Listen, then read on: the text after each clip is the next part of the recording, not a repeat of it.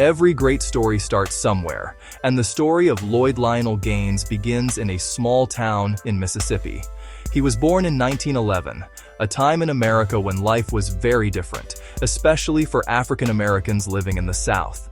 Imagine a world where the color of your skin could determine where you went to school, where you could live, and what kind of dreams you were allowed to have. This was the world Lloyd was born into. His family, like many others, faced daily challenges and injustices. But within that family, a bright and hopeful spirit was growing. They knew that education was a powerful tool, a key that could unlock doors that were otherwise sealed shut. The Gaines family eventually moved from the heat and hardship of Mississippi to the city of St. Louis, Missouri.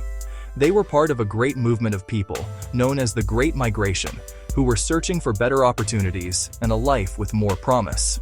In St. Louis, young Lloyd saw a bigger world, one filled with more possibilities than he had ever known before. Even with this move, the world was not entirely fair. The city was still segregated, meaning there were separate places for black people and white people. But for a determined young man like Lloyd, this new environment was a place where he could begin to build his future, one step at a time, with the love and support of his family guiding him. Life in St. Louis was still a struggle, but it was a hopeful struggle. Lloyd's parents worked hard to provide for their children, instilling in them the values of perseverance and the importance of learning. They taught him that no matter what obstacles stood in his way, he had the power within himself to rise above them. They saw a special spark in Lloyd, a sharp mind and a curious nature that set him apart. He was a quiet and thoughtful boy who loved to read and learn about the world around him. This love of learning would become the foundation upon which he would build his entire life, a life that would challenge the very laws of the land. Even as a young boy, Lloyd understood that the world was not as it should be. He saw the unfairness in the separate water fountains, the separate waiting rooms, and the separate schools. He felt the sting of being treated as less than equal simply because of the color of his skin.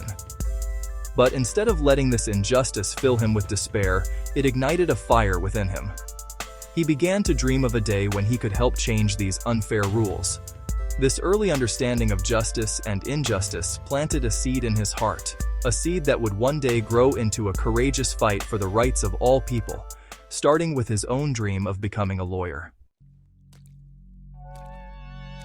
As Lloyd Gaines grew older, his love for learning blossomed into a remarkable talent for school. He was not just a good student, he was an exceptional one. At Vashon High School in St. Louis, he stood out as a leader and a dedicated scholar. He worked incredibly hard, often studying late into the night because he knew that his education was his most powerful asset. He became the president of his senior class and graduated as the valedictorian, the very top student in his entire class. These achievements were a testament to his intelligence and his unwavering determination to succeed, no matter the obstacles that society placed in his path. His success was a beacon of hope for his community. After his incredible success in high school, Lloyd knew he wanted to continue his education. He enrolled at Lincoln University, a historically black college located in Jefferson City, Missouri. At Lincoln, he continued to shine brightly. He majored in history and was known for being a serious and thoughtful student who was well liked by his professors and his peers. He was elected president of the senior class there as well, showing his natural ability to lead and inspire others. He graduated from Lincoln University with honors, a proud accomplishment that proved he was more than ready for the next chapter of his life and the challenges that lay ahead of him. It was during his time in college that Lloyd's dream of becoming a lawyer began to take solid shape. He saw the law not just as a set of rules, but as a powerful tool that could be used to create positive change. He believed that by understanding the law, he could fight against the segregation and discrimination that he and so many others faced every single day. He wanted to use his voice and his mind to argue for justice in the courtrooms of America. This wasn't just a career choice for him, it was a calling. He felt a deep responsibility to use his talents to help his community and build a more equal and just society for everyone. Lloyd's dream was not just about personal success. It was about something much bigger than himself. He saw lawyers like Charles Hamilton Houston and Thurgood Marshall, who were already fighting legal battles for civil rights, and he was deeply inspired by their courage and their brilliance. He wanted to join them on the front lines of this important struggle. He envisioned himself standing before a judge, arguing passionately for the rights guaranteed to all citizens by the Constitution.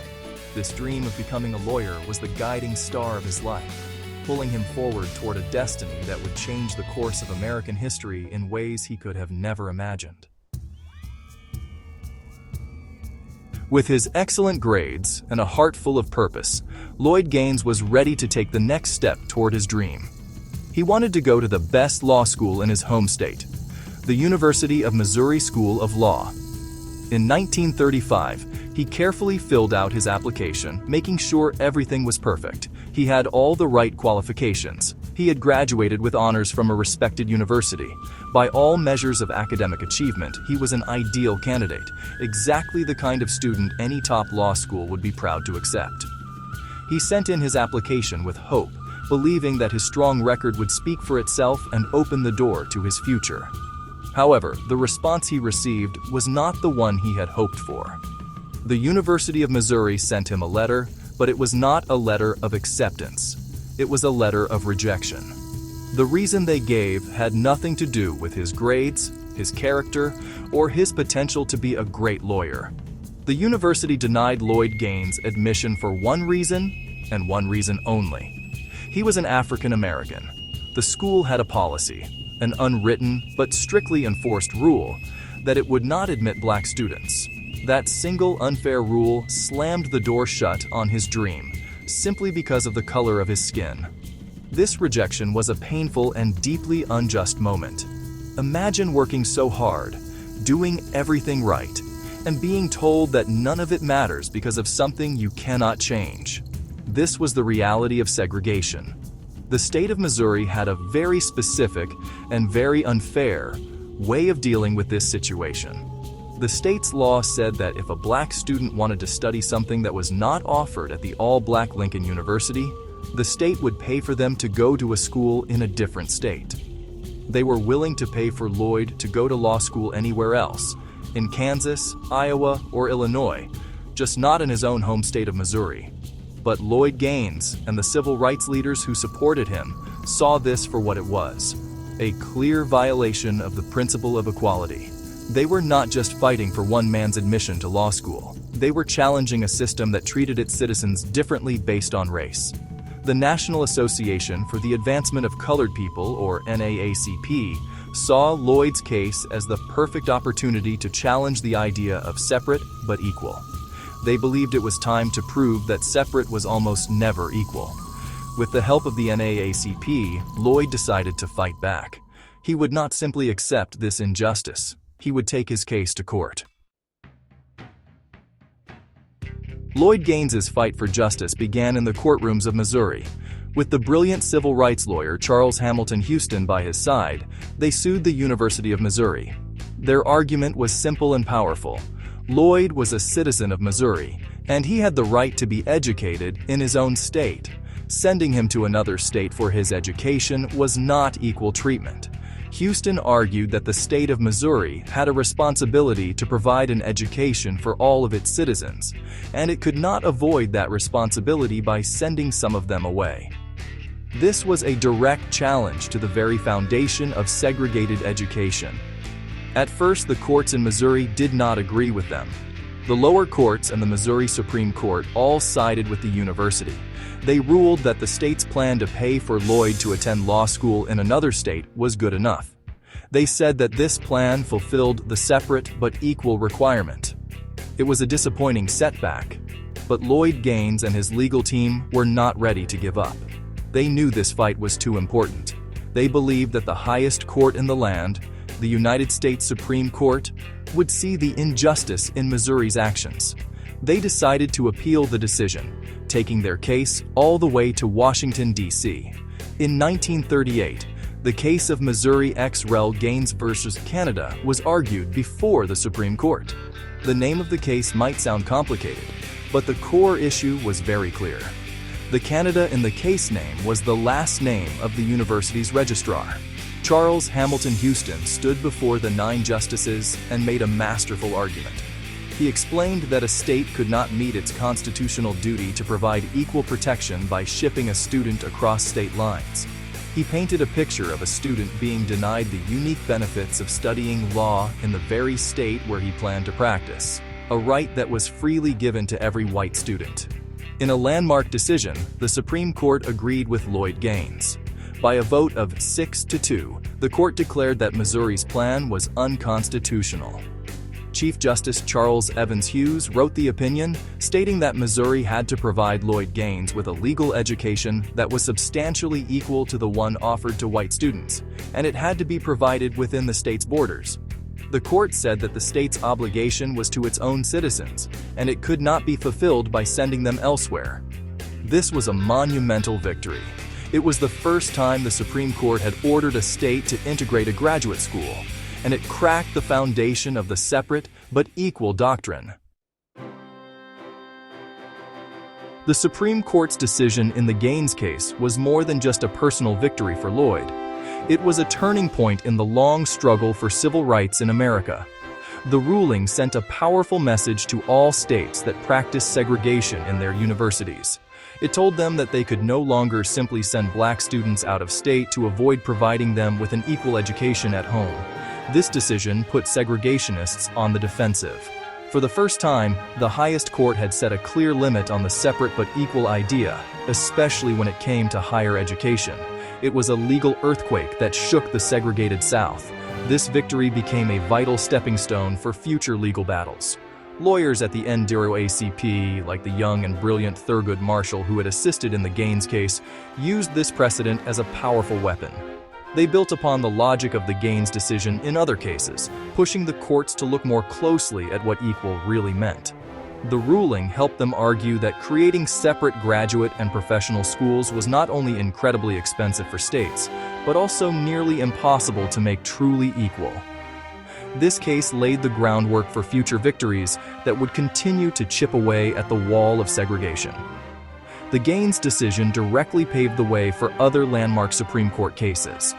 In 1950, 2 important cases, Sweatt v. Painter and McLaurin v. Oklahoma State Regents, were decided.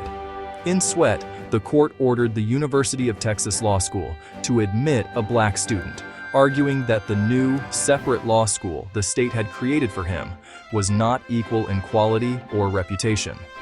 In McLaurin, the court ruled that a university could not segregate a student within the school after admitting him. Both of these decisions relied heavily on the precedent set by Lloyd Gaines and his courageous fight, pushing the definition of equality even further. Ultimately, the path that Lloyd Gaines bravely walked led directly to the most famous school desegregation case of all, Brown v. Board of Education in 1954.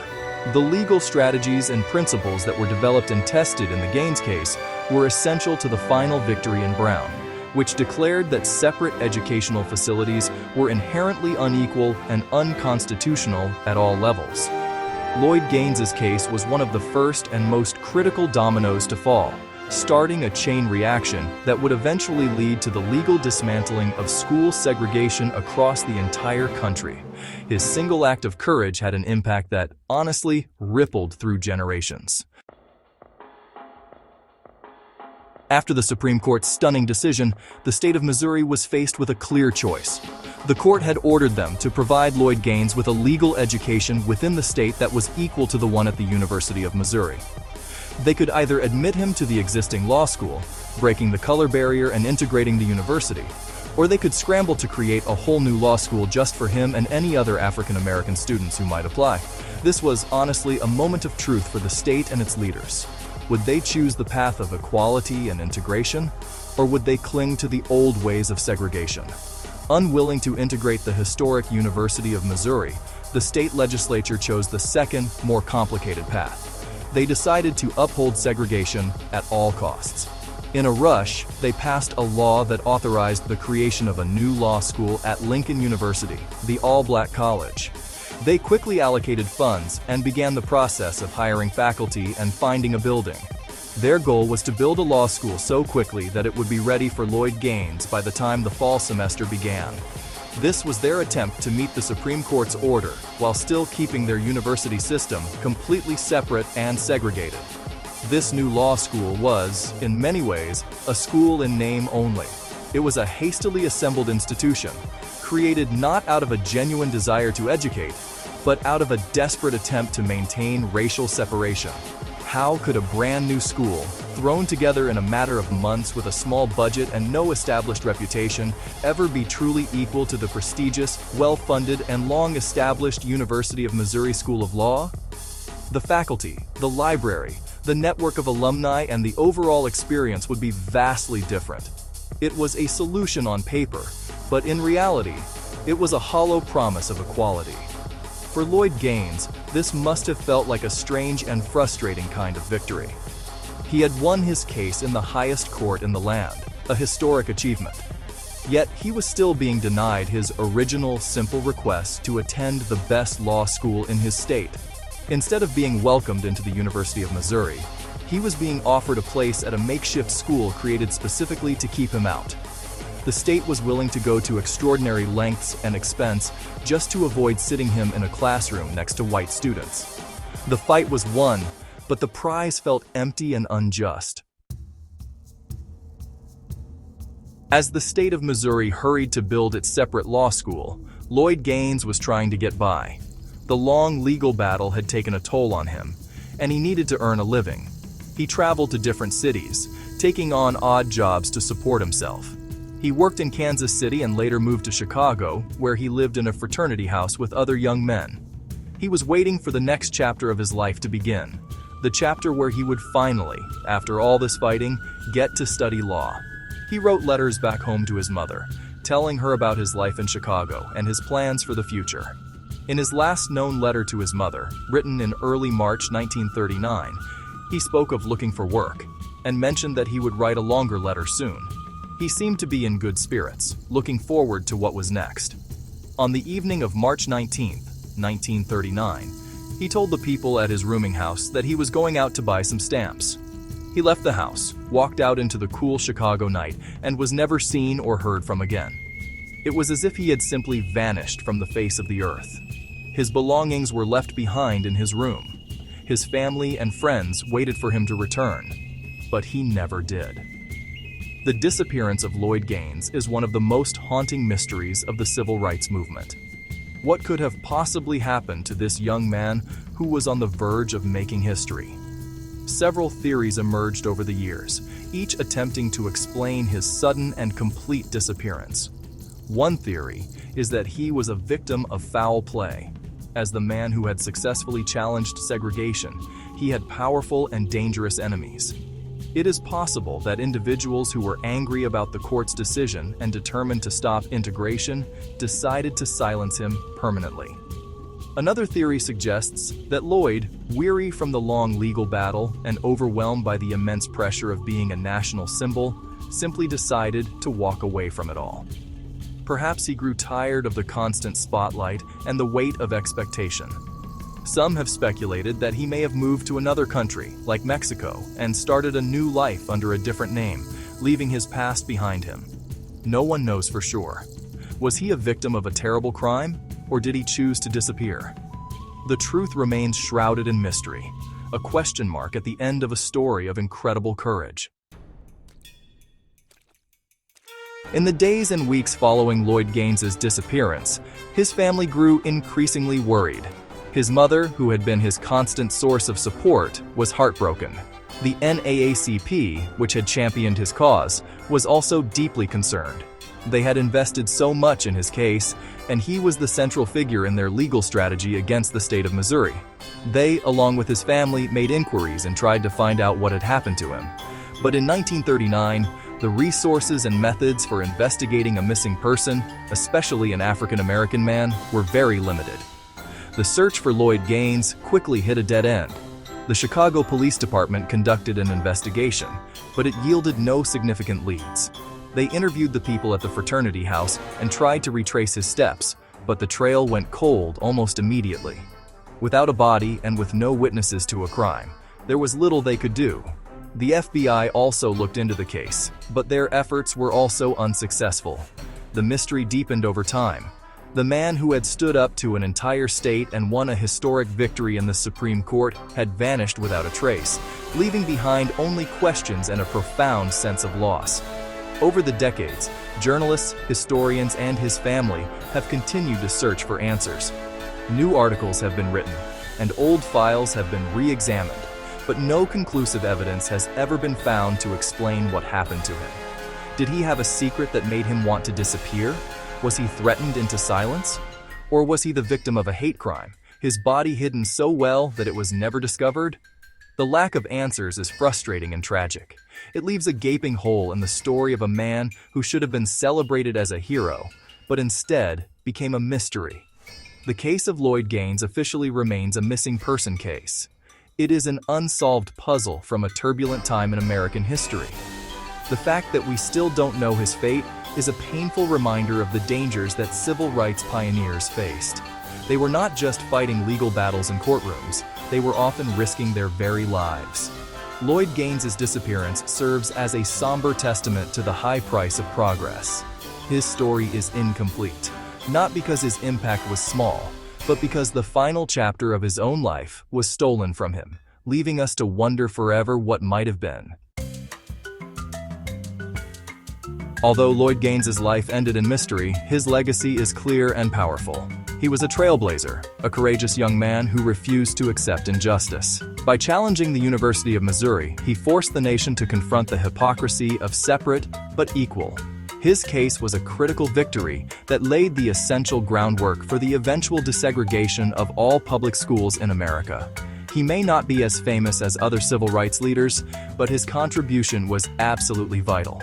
He was one of the brave pioneers who cleared the path for the major victories that followed, changing the legal landscape of the country forever. In recognition of his incredible courage and his lasting impact, Lloyd Gaines has been honored in many ways. The University of Missouri, the very institution that once rejected him, now has a scholarship in his name. In 2006, the university awarded him an honorary law degree, a symbolic gesture to right the wrong that was done to him so many years ago. The Missouri Bar Association also posthumously granted him an honorary law license. These honors acknowledge his rightful place in history and serve as a reminder of the progress that has been made since his time. Progress that he helped set in motion. The story of Lloyd Gaines is a powerful lesson for all of us. It teaches us that one person, armed with courage and conviction, can challenge a powerful system and spark monumental change. His life shows us that the fight for justice is often a long and difficult journey, filled with setbacks and even personal danger. But it also shows us that the fight is worthwhile. His legacy is not just in the laws that were changed, but in the inspiration he provides for future generations to continue working for a more just and equal world. He reminds us that progress depends on ordinary people doing extraordinary things. So, while we may never know what truly happened to Lloyd Gaines after he walked out into that Chicago night, we know what he left behind. He left a legacy of bravery, a landmark legal victory, and a story that continues to inspire us today. He dreamed of being a lawyer to fight for justice, and in a way he did more to shape the law than most lawyers ever do. His life, though tragically cut short, was a testament to the power of education and the enduring strength of the human spirit in the face of injustice. And that is a story worth telling and remembering, always.